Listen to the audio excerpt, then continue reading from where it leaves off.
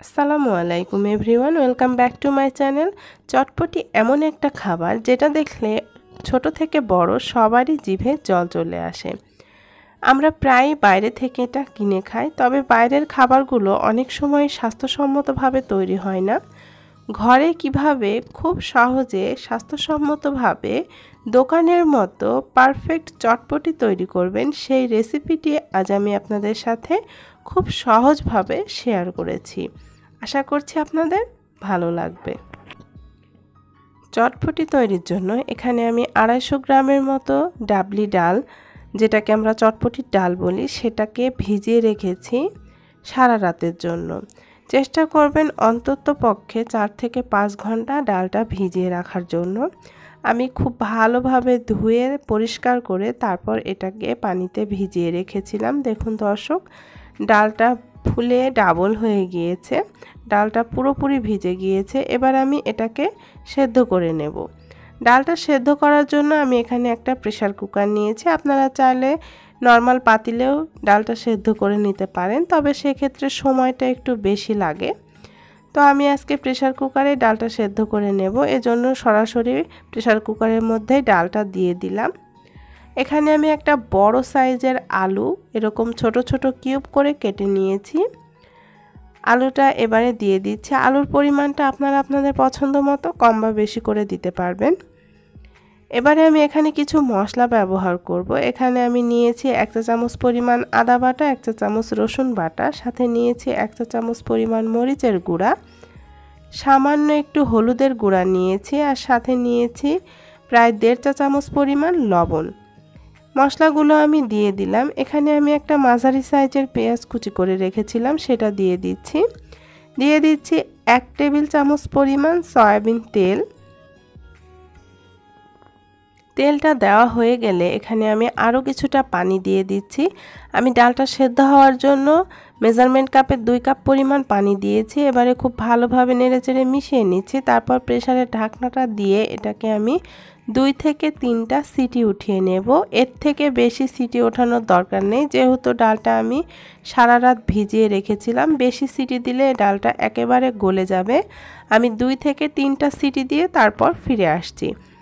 এখানে আমি কিছুটা তেঁতুল পানিতে ভিজিয়ে রেখেছিলাম 2-3 ঘন্টার মতো। তেঁতুলটা একেবারে নরম হয়ে গিয়েছে। এবার আমি হাত দিয়ে চটকে নিচ্ছি।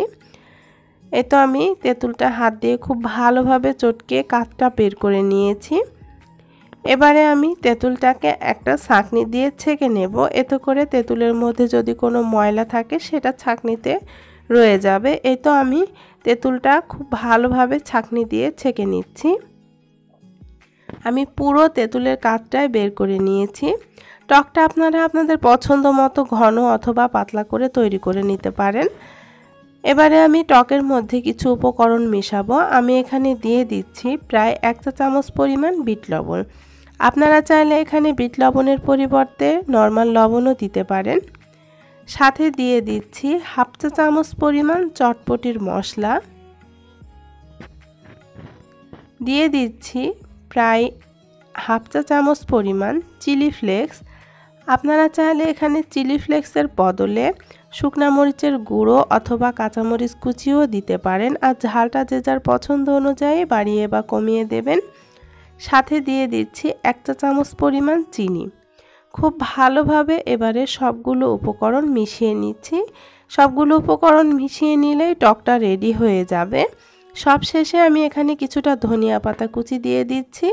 এই টকটা দিয়ে আপনারা ফুচকাও পরিবেশন করতে পারেন। টকটা পুরোপুরি রেডি হয়ে গিয়েছে। এবারে আমি এটাকে একটা সাইডে রেখে দিচ্ছি।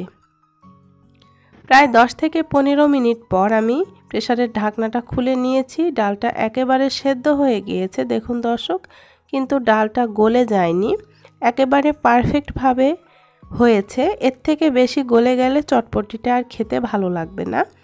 এবার আমি এই ডালের মধ্যে দিয়ে দিচ্ছি 2 টেবিল চামচ পরিমাণ চটপটি মশলা।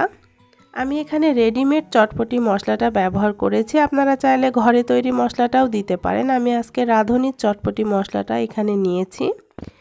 দিয়ে দিচ্ছি 1 চা চামচ পরিমাণ ভাজা জিরার গুঁড়া, সাথে দিয়ে দিচ্ছি 1/2 চা চামচ পরিমাণ গরম মশলা গুঁড়া। এগুলো সবগুলোই চটপটি মশলার মধ্যে দেওয়া থাকে, তারপরে আমি দিয়েছি, এতে করে খুব সুন্দর একটা ফ্লেভার আসে। দিয়ে দিচ্ছি 1 চা চামচ পরিমাণ চিলি ফ্লেক্স, ঝালটা যে যার পছন্দ অনুযায়ী দেবেন। সাথে দিয়ে দিচ্ছি উঁচু উঁচু করে 1 চা চামচ পরিমাণ বিট লবণ।